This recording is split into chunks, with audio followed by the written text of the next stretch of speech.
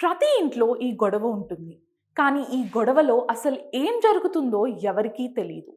మీ నాన్న టీవీ శబ్దాన్ని చాలా గట్టిగా పెడతారు. మీరు అది మొండితనం అనుకుంటారు. కానీ నిజానికి మీరు వినేది ఆయన వినలేరు.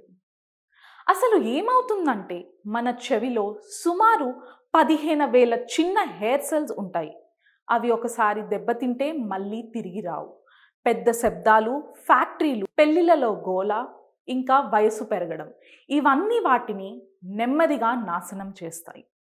60 ఏళ్లకు చాలా మందిలో 30-40% హై ఫ్రీక్వెన్సీ వినికిడి తగ్గిపోతుంది. వాళ్ళకే తెలియకుండా. టీవీ డైలాగ్ అదే ఫ్రీక్వెన్సీ రేంజ్‌లో ఉంటుంది. అందుకే ఆయన వాల్యూమ్ 60లో పెడుతున్నారు మీకు ఇబ్బంది పెట్టడానికి కాదు. మీరు వాల్యూమ్ 20లో వినడానికి ఆయనకి ఏళ్లుగా కాంపెన్సేట్ చేస్తున్నారు. మీరు ఇప్పటి వరకు గమనించనే లేదు అంతే.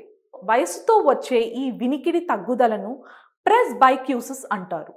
65 ఏళ్ల దాటిన ప్రతి ముగ్గురిలో ఒకరికి ఇది ఉంటుంది. కానీ చాలామందికి డయాగ్నోసిస్ కూడా ఉండదు. ఎందుకంటే ఎవరు ఈ సంకేతాలను గుర్తించరు.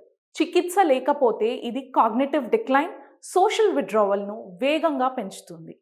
టీవీ వాల్యూమ్ అలవాటు కాదు, అది ఒక సింప్టమ్. ఈరోజే hearsapp.comలో ఫ్రీ హియరింగ్ టెస్ట్ బుక్ చేయండి. ఈ వీకెండ్ మీ తల్లిదండ్రులను తీసుకెళ్ళండి. వాళ్ళు ఈ సమస్యను ఎప్పుడూ ముందుకు తెచ్చుకోరు. అందుకే మీరు తీసుకెళ్ళాలి.